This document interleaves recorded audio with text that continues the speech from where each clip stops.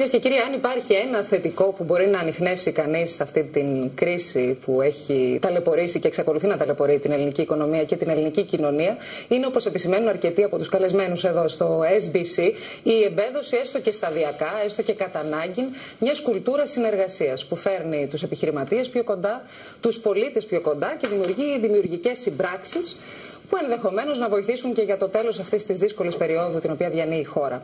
Για μια τέτοια σύμπραξη θα μιλήσουμε λοιπόν και με ιδιαίτερη χαρά, γιατί αφορά τον τομέα της τεχνολογίας και της καινοτομίας στη χώρα μας. Πρόκειται για μια ενωτική πρωτοβουλία με τον γενικό τίτλο Synergies, που φέρνει κοντά 5 πρωτοποριακούς συνδέσμους εταιριών από τον κλάδο της καινοτόμου επιχειρηματικότητας. Λοιπόν, θα ήθελα να σας παρουσιάσω χωρίς περαιτέρω καθυστέρηση τους καλεσμένους μας. Είστε αρκετοί και ελπίζω να μπορέσουμε να κάνουμε μια παραγωγική συζήτηση. Ξεκινώ εκ δεξιών μου. Είναι ο κύριος Ανδρέας Περσίδης, πρόεδρος του Hellenic Bio Cluster. Καλησπέρα σας και ευχαριστούμε που είστε μαζί μας. Βιοιατρική βιοτεχνολογία. Ακριβώς. Θα τα δούμε αναλυτικά και στη συνέχεια. Ο κύριος Γιάννης Κοτσής Γιανναράκης, Γενικός Διευθυντής είστε του Συνδέσμου Ελληνικών Εταιριών Κινητών Εφαρμογών. Ελπίζω τον τίτλο να τον είπα σχετικά καλά. Εξαιρετικά και ευχαριστούμε για την παρουσία. Εμείς ευχαριστούμε για την παρουσία. Ο κύριος Θανάσης Πότσης. Εσείς λοιπόν έχετε ένα αντικείμενο που με άφησε εμβρόντιτη το γεγονός ότι έχει παρουσία στην Ελλάδα. Είστε ο πρόεδρος της Ελληνικής Ένωσης Βιομηχανιών Διαστημικής Τεχνολογίας και Εφαρμογών. Σωστά. Δύσκολο, αλλά γίνεται. Θα έχει μεγάλο ενδιαφέρον να δούμε τι γίνεται στην Ελλάδα με αυτό το θέμα. Με πολύ μεγάλη χαρά να σας εξηγήσουμε. Λοιπόν, συνεχίζω με τον κύριο Γιώργο Κουτσογιαννόπουλο. Είναι η δεύτερη φορά που σας φιλοξενούμε στο SBC. Εσείς λοιπόν εκπροσωπείτε ως πρόεδρος στην Ένωση Ελληνικής Βιομηχανίας Ημιαγωγών. Καλησπέρα σας. Καλησπέρα. Και να κλείσω με τον κύριο Κωστή Παπαδημητρακόπουλο, που είναι ο πρόεδρος του Συνδέσμου Εταιριών Κινητών Εφαρμογών Ελλάδος. Σας καλωσορίζω όλους και θα ήθελα να αρχίσουμε όχι με πρόεδρο. Δεν έχετε πρόεδρο καταρχάς να πούμε. Δεν έχετε. Όχι, είμαστε συνεργάτες. Δεν έχετε αυτό το ελληνικό ίδιο που χρειάζεται για τα πάντα ένας πρόεδρος. Είμαστε 5 πρόεδροι. Είμαστε μια ένωση πρόεδρων. Είστε όλοι πρόεδροι. Λοιπόν, κύριε Κοτσή Γιανναράκη, θα ήθελα εσείς να μας δώσετε το περίγραμμα του Synergies, να καταλάβει ο κόσμος που μας παρακολουθεί τι ακριβώς είναι αυτή η ενωτική πρωτοβουλία, ενωτική κίνηση εταιριών καινοτομίας. Ακούγεται λίγο σαν πολιτικό κόμμα. Είναι κάπως έτσι. Ναι, καμιά φορά δεν, αντίθετα. Είναι μια προσπάθεια δημιουργικών ανθρώπων, δημιουργικών επιχειρηματιών, οι οποίοι καταλαβαίνουν ότι έχουν ένα κοινό χαρακτηριστικό. Ότι πουλάμε μυαλό και αυτό είναι που γεμίζει τις εταιρείες μας και γεμίζει με αξία τους ανθρώπους γύρω μας και την κοινωνία μας, όσον αφορά τη δικιά μας πλευρά. Είναι εταιρείες οι οποίες πολλές φορές έχουν κάνει ο ιδρυτής έχει κάνει το διδακτορικό του business plan, έχει κινηθεί με αυτό στο να δημιουργήσει προϊόντα τα οποία είναι ανταγωνιστικά στην διεθνή αγορά και βλέπει, ας πούμε, ότι το μέλλον της εταιρείας του και το προσωπικό του δεν μπορεί να κλειστεί μόνο μέσα στα μικρά σύνορα μιας ελληνικής αγοράς. Είναι λοιπόν εταιρείες εξωστρεφείς, εταιρείες καινοτομικές, οι οποίες καταλαβαίνουν επίσης ότι για να ανεβούμε στο βουνό πρέπει να ακολουθήσουμε την παλιά όμορφη λογική, βάστα με ένα σεβαστό, συνεργασία. Και ισχύσιν τι ενώσει. Ακριβώς. Πότε ξεκίνησε αυτή η περιπέτεια του Synergies, καλώς εννοούμενη? Να έρθω στον κύριο Κουτσογιαννόπουλο. Έχει περίπου 1,5 χρόνο όταν αρχίσαμε να γνωριζόμαστε ως σύνδεσμοι μεταξύ μας. Καταλάβαμε ότι έχουμε κοινό παρονομαστή, δηλαδή ο κοινός παρονομαστής ήταν, για παράδειγμα, να ενισχύσουμε τα μέλη μας για το πώς θα μπορέσουν να κάνουν business στο εξωτερικό, να παρουσιαστούν σε αγορές διεθνείς, να στήσουν κανάλια πόλης στο εξωτερικό, να προσελκύσουμε επενδυτές, να βελτιώσουμε τον brand της Ελλάδας. Αυτά όλα ήταν κοινός παρονομαστής σε όλους τους συνδέσμους καινοτομίας τεχνολογίας. Εκεί λοιπόν, νομίζω πως στα τέλη του 2011 ήταν που αρχίσαμε να γνωριζόμαστε. Αυτό το κοινό παρονομαστή αποφασίσαμε να τον προσπαθήσουμε σαν αποστολή να τον έχουμε όλοι μαζί και να το εκτελέσουμε όλοι μαζί. Και κάναμε μία πρώτη προσπάθεια στις αρχές του 2012, πηγαίνοντας 25 εταιρείες στο Silicon Valley, οι σύνδεσμοι όλοι μαζί, να δημιουργήσουμε μια πρώτη γέφυρα με μια πολύ σημαντική αγορά για αρκετά τα μέλη μας. Επιχειρηματική αποστολή στο Silicon Valley. Και εκεί καταλάβαμε τι είναι αυτό που μπορούμε να προσφέρουμε συλλογικά στα μέλη μας και τι είναι αυτό που μας ζητάνε. Θα σας ρωτήσω λίγο, επειδή μας ξενίζει κάπως το γεγονός ότι υπάρχουν 5 σύνδεσμοι καινοτόμου επιχειρηματικότητας στην Ελλάδα, όταν η χώρα μας φαίνεται να υστερεί σχετικά, τουλάχιστον να μην έχει παραγωγικό ιστό διαρθρωμένο ήδη που να υποστηρίζει την έρευνα, την τεχνολογία. Πόσες επιχειρήσεις είναι που απαρτίζουν το Synergies? Είναι περίπου 300. Είναι 300 επιχειρήσεις. 300 επιχειρήσεις, οι οποίες καλύπτουν ένα μεγάλο φάσμα από εταιρείες βιοιατρικής τεχνολογίας και βιοπληροφορικής, όπως αυτές που εκπροσωπεί ο κ. Περσίδης, μικροηλεκτρονικής και αισθητήρων και ενσωματωμένων συστημάτων, μικροεπεξεργαστών και μικροτσίπ, κινητής τηλεφωνίας, εφαρμογών και υπηρεσιών στην κινητή τηλεφωνία με παγκόσμιο τοπίο όσον αφορά τους πελάτες και τις δραστηριότητες τους, και αυτή η πανέμορφη ομάδα της αεροδιαστημικής. Εικάζω ότι πρέπει να είναι και οι μικρότεροι. Ναι, εμείς είμαστε περίπου γύρω στις 20 εταιρείες οι οποίες ασχολούνται με το διάστημα τα τελευταία 10 περίπου χρόνια. Θέλω πολύ στη συνέχεια να μου πείτε αν έχουμε εθνική στρατηγική για το διάστημα. Ναι, θα σας εξηγήσω. Έχουμε εθνική στρατηγική, τουλάχιστον έχουμε βιομηχανική εθνική στρατηγική. Και προσπαθούμε να συνεργαστούμε με την κυβέρνηση, η οποία εξελίσσεται αρκετά ικανοποιητικά μαζί τους, έτσι ώστε να αποκτήσουμε πολύ σύντομα και εθνική στρατηγική για το διάστημα. Ενδέχεται να είστε και ο πρώτος άνθρωπος που λέει ότι συνεργάζεστε ικανοποιητικά με την εκάστοτε κυβέρνηση. Ναι, είναι πολύ σημαντικό, διότι πλέον έχει περάσει το μήνυμα ότι η συνεργασία αυτή πρέπει να ξεκινήσει και να αποδώσει γρήγορα για να μπορέσουμε να βγούμε από την κατάσταση στην οποία βρισκόμαστε. Θα το δούμε στη συνέχεια, κύριε Πότση. Θα έχουμε την ευκαιρία να ασχοληθούμε διεξοδικά με τον καθένα από τους κλάδους που συναπαρτίζουν το Synergies. Θέλω να σταθούμε σε μια έκθεση, ένα σπουδαίο γεγονός που έλαβε χώρα πριν από λίγες μέρες στη Βαρκελόνη. Εκεί εκπροσωπήθηκαν οι ελληνικές εταιρείες από το Synergies και δράτω με του τίτλου Mobile World Congress 2013. Και έρχομαι σε εσάς, κύριε Παπαδημητρακόπουλο, που έχετε και το πιο συναφές αντικείμενο, τουλάχιστον ως προς το mobile του πράγματος. Πώς πήγαμε εκεί? Κοιτάξτε να δείτε. Πρώτα απ' όλα, όπως είπατε, το συγκεκριμένο αντικείμενο της έκθεσης είναι πιο κοντά στα δρόμενα του δικού μας συνδέσμου. Παρ' όλα αυτά, κάτω από την ομπρέλα του Synergies οργανώσαμε μια αποστολή, μια επιχειρηματική αποστολή, η οποία υποστηρίχθηκε κιόλας από την ελληνική κυβέρνηση, και για πρώτη φορά είχε η Ελλάδα ένα εθνικό περίπτερο στη μεγαλύτερη έκθεση κινητής τηλεφωνίας και, όπως είπε και ο κ. Γενναράκης, τεχνολογίας που υπάρχει σήμερα. Τα αποτελέσματα είναι τουλάχιστον εκπληκτικά, και για μας που ήμασταν διοργανωτές. Είναι και αυτά αποτελέσματα. Βεβαίως.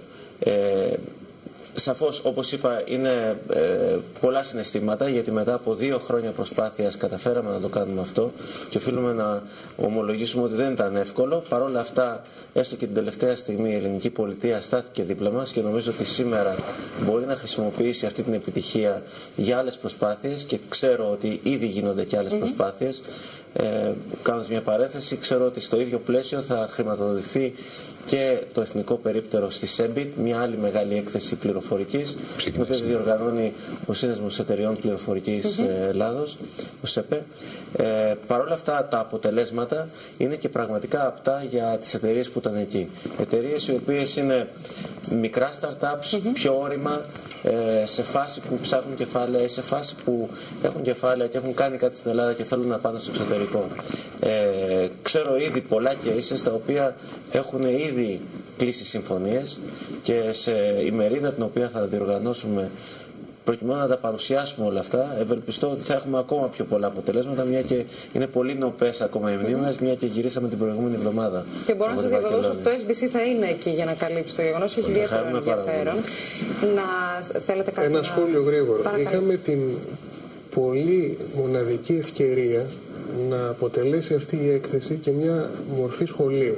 Δηλαδή, νέες εταιρείες, όπως είπε ο Κωστής, οι οποίες ψάχνουν πελάτες για πρώτη φορά, νέες εταιρείες να τον εννοώ μηνών ή 1-2 ετών, πήγανε στο εθνικό περίπτερο και παράλληλα διδάχτηκαν από τις 2-3 μεγάλες εταιρείες με ελληνικές ρίζες, οι οποίες εκεί έχουν πολύ μεγάλο περίπτερο, και μπόρεσαν να δείξουν στους νεότερους πώς πρέπει να βγαίνουν στο εξωτερικό και να εκθέτουν προϊόντα και υπηρεσίες. Ο εσωτερικός ανταγωνισμός δεν είναι ένα πρόβλημα. Θα έρθω στον κύριο Περσίδη, αν και αισθάνομαι ότι μάλλον εσείς στον χώρο που δραστηριοποιείστε ως πρόεδρος του Hellenic Bio Cluster, βιοιατρική και βιοτεχνολογία, μάλλον, διορθώστε με αν κάνω λάθος, δεν πρέπει να έχετε πολύ μεγάλο ανταγωνισμό. Αριθμείτε πάρα πολλά μέλη στο δικό σας σύνδεσμο. Είμαστε 30 εταιρείες στο σύνδεσμο, και όντως υπάρχει μια κατακαιρματοποίηση των εταιριών και των μελών μας, αλλά υπάρχει μεγάλη βούληση. Αντίθετα, όχι στον ανταγωνισμό, στο να συνεργαστούμε. Διότι πολλοί από εμάς βλέπουμε ότι υπάρχει υπεραξία, και γι' αυτό είμαστε και μέλη και αυτού του Super Cluster, μέσα από τη συνεργασία από μη προφανείς εταιρείες. Να σας ρωτήσω αν προ-κρίσης το είχατε σκεφτεί αυτό, αν υπήρχε ανάγκη, αν υπήρχε λόγος να υπάρξει ένας συνασπισμός δυνάμεων, μια συνένωση, μια συνέργεια καλύτερα. Το Ichibio τουλάχιστον υπάρχει από το 2004, άρα δεν ξέρω από πότε αρχίζουμε να μετράμε την κρίση, άρα θεωρούμε ότι είμαστε πρόκριση και όλοι μας είμαστε όλοι προϋπάρχουμε της κρίσης. Άρα το πιστεύαμε.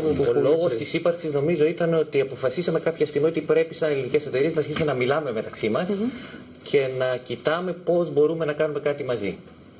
Κρατικό, επίσημο, θεσμικό μανδύα αναζητείτε, θέλετε, υπάρχει? Μιλήσατε πριν για μια στήριξη για πρώτη φορά από την κυβέρνηση. Νομίζω ότι προσωπικά θεωρώ ότι είναι ιδιαίτερα αισιόδοξο το ότι στηρίζονται τέτοιες προσπάθειες που δεν αφορούν μεμονωμένες εταιρείες, αλλά ένα συγκεκριμένο κλάδο και καινοτόμο. Είναι κάτι που θέλετε, να προχωρήσετε στην ίδρυση ενός τρόποντινά επιμελητηρίου καινοτομίας, ας πούμε? Υπάρχει λόγος, εκτιμάται?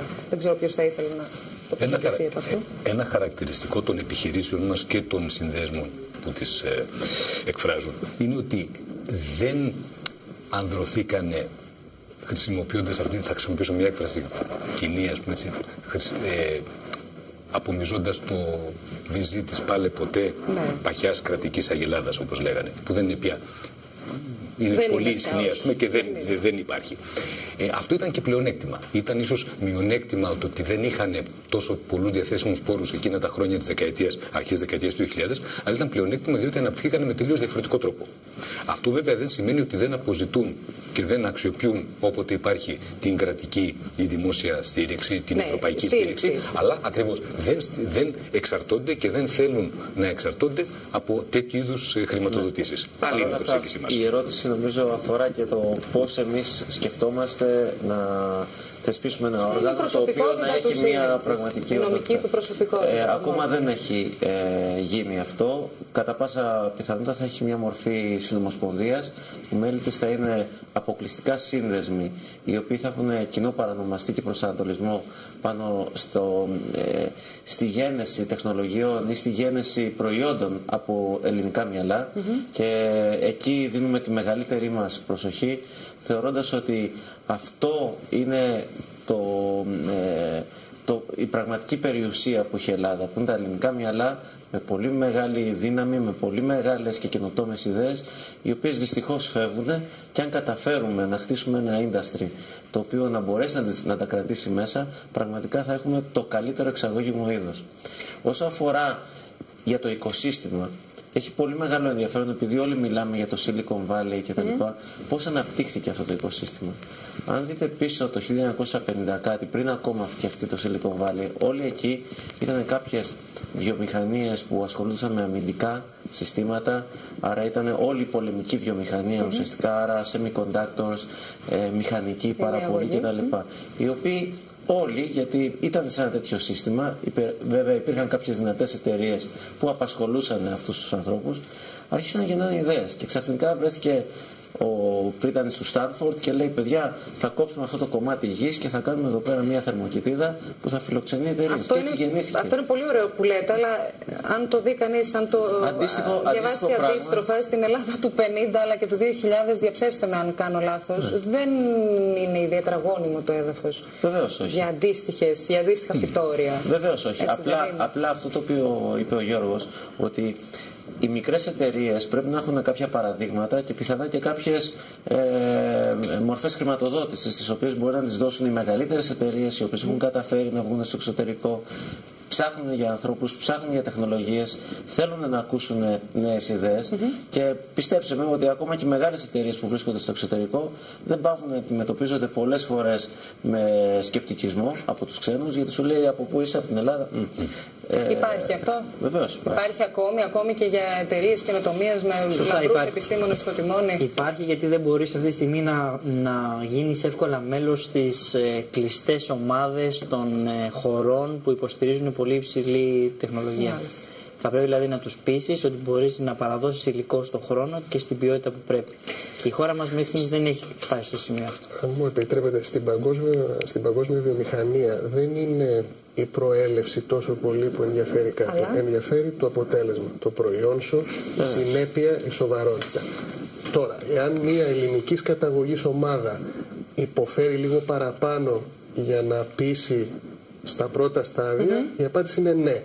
Μόνο και μόνο επειδή έρχεται από την Ελλάδα. Αλλά τελικά δεν κρίνεται ούτε από το χρώμα του δέρματος, ούτε από την προέλευση, ούτε από τη γλώσσα.